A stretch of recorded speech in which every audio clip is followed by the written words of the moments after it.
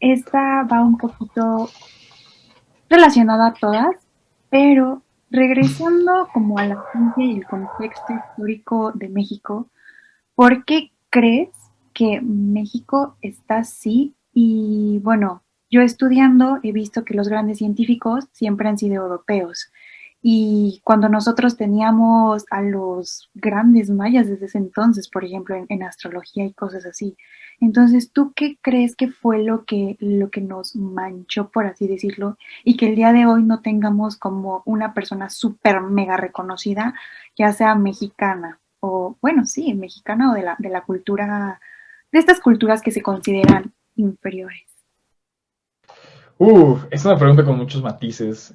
Retomo lo mismo, no soy un experto ni en política ni en historia, pero por lo que he leído, no, en primera, no me atrevo a decir, ¿no? Que hay civilizaciones a lo mejor superiores, ¿no? Yo puedo hablarte de los grandes aportes que hizo la sociedad griega, ¿no? Al estudio de las filosofías y posteriormente al estudio de Letos.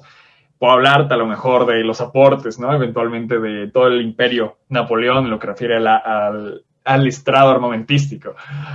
En México es un caso muy interesante, ¿no? En primera instancia, las sociedades europeas crecen más. Hay una teoría muy buena, que es lo que refiere a cómo se extienden los continentes, ¿no? Se dice que las partes europeas, en este caso Europa, Asia incluso y Medio Oriente, lograron desarrollar civilizaciones mucho más rápido porque dominaron el arte de la agricultura más rápido. ¿Y a qué se debió esto? Porque si te das cuenta, la mayoría de los planicies en Europa son, pues el continente en general, Europa y Asia, son hacia lo extenso. América siempre es así como vertical, ¿no? Y eso que ocasiona que el clima varíe muchísimo. ¿Y qué pasa si el clima varía muchísimo? Adaptarte a las condiciones climáticas, intentar establecer puntos de granjas, por ejemplo, o de farming, ya no me acuerdo, agricultura en español, es muy complicado.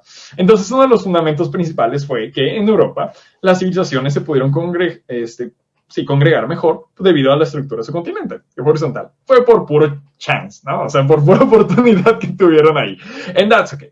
Bueno, omitiendo eso y omitiendo todos los factores de la conquista que obviamente vieron a repercutir en todo el sistema mexicano, tenemos claramente pues la pertenencia, ¿no? De países con un gran poder capital, con un gran poder armamentístico, pero con un muy buen dominio de la política, como lo fue Estados Unidos y su eventual inserción en México a través de un diplomático que se llama Poinsett. Poinsett vino a desfragmentar toda la estructura política de México de formas muy, muy curiosas, de formas muy interesantes. Le recomiendo muchísimo, no recuerdo el nombre del libro, pero es justamente este personaje Poinsett, muy interesante. Y bueno, eventualmente Poinsett vino a desfragmentar toda la estructura política. ¿Y qué sucede con México? México nunca tenía una base política muy buena. Incluso los primeros fragmentos de nuestra constitución son una copia directa de los de Estados Unidos, pero muy mal redactados, ¿no? Tenemos incluso las leyes que actualmente Estados Unidos en ese momento ya había establecido y que México no quitaba, porque era su referente máximo. A un lado de ello, México siempre ha sido, y yo no quiero repetir el discurso de nuestro presidente, pero México es producto de la corrupción.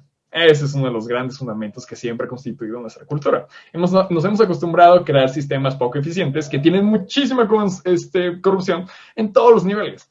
Entonces, si tú me preguntas por qué México no es un gran referente cultural, como lo puede ser Europa, o como puede ser Estados Unidos, o como algunas de estas civilizaciones griegas, yo diría que es producto de muchas cosas. Un producto territorial, un producto y una relevancia histórica y política que no solventamos, una cultura totalmente basada y constituida bajo la idea de que somos inferiores ante una civilización conquistadora, cuando en realidad nosotros somos la civilización conquistadora. No hace falta creerse de un lado u otro cuando somos la combinación de los dos, por ejemplo.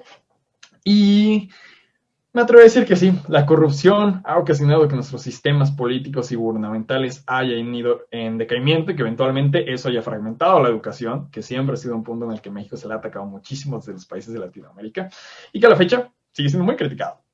Y en muchos de los niveles públicos, universitario ya no se toca porque es un nivel un poco más con influencias europeas y con influencias estadounidenses, pero el nivel que es primaria, secundaria y bachillerato, los referentes públicos, se critica muchísimo.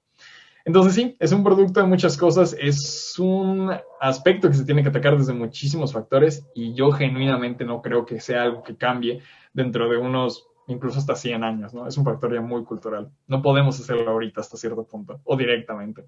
Ahora bien, México también tiene cosas muy, muy geniales. Hemos tenido grandes inventores y hemos tenido grandes científicos también, y grandes físicos, grandes químicos. Hemos tenido también gente muy buena trabajando también en la NASA, por ejemplo. So it's really good. México no estamos condenados a no ser importantes en el mundo. Las condiciones son más difíciles y muy probablemente por el poco factor a la ciencia que se le está dando ahorita, tengamos que buscar apoyo en otro lado. Pero seguimos siendo mexicanos, ¿no? Y eso seguimos representándolo. Más allá de un buen gobierno, ¿no? Creo que México tiene el potencial, como todos los países, claro, reducido por las oportunidades, por estilo, de triunfar en el mundo y de hacer algo por ello. Hay muchos nombres que podremos recordar, por el momento no recuerdo muchos, por este factor maybe un tanto malinchista que tenemos nosotros, pero estoy seguro que los hay y estoy seguro que existen en todos lados.